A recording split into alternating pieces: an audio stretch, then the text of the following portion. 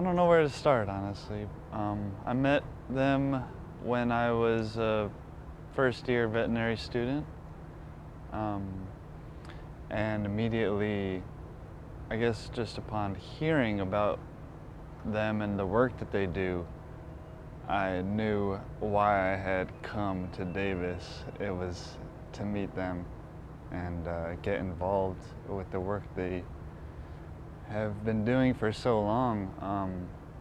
You know, it had been a dream of mine to go and work on the reservations and work on the equine populations there long before I ever met them, so it really seemed fortuitous that I came here, of all places, and then met them my first year and went on first a trip up to Northern California where we worked on some wild, or you know, the Mustangs and the burros, yeah.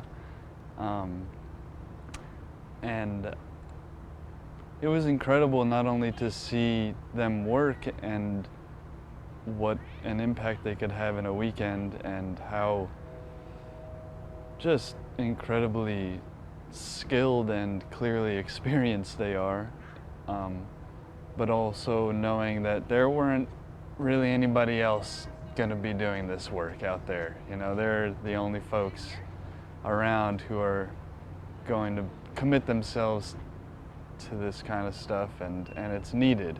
That was the other thing that struck me, is just how necessary it is for, you know, people like them and anyone who has any interest in, you know, trying to make an impact on these populations, the kind of forgotten populations, you know, but so significant, and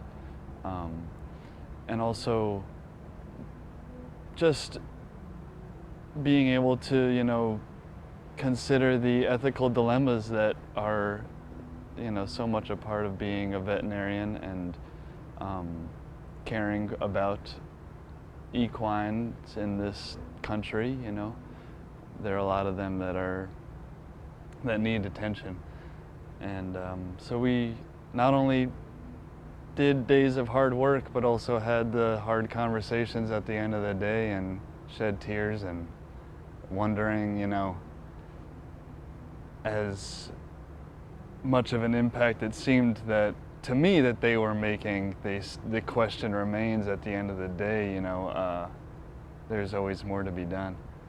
And I appreciate that about them a lot, that it's always with a humility and a humbleness, even though to someone like me who is just starting out in this field, what they do is like, they're like superheroes, you know.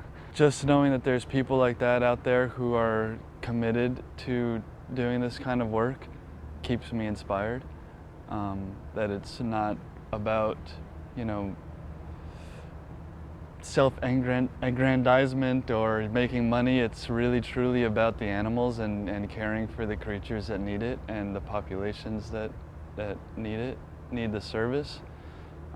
So I'm just daily inspired by Eric and Cindy, and yeah, if it wasn't for them, I would have already quit for sure. I mean, 100%. It's like the only thing that's keeping me going, to be totally honest, is that I know them and I can continue to work with them and learn from them. Yeah, without that, I would be pretty directionless, I think.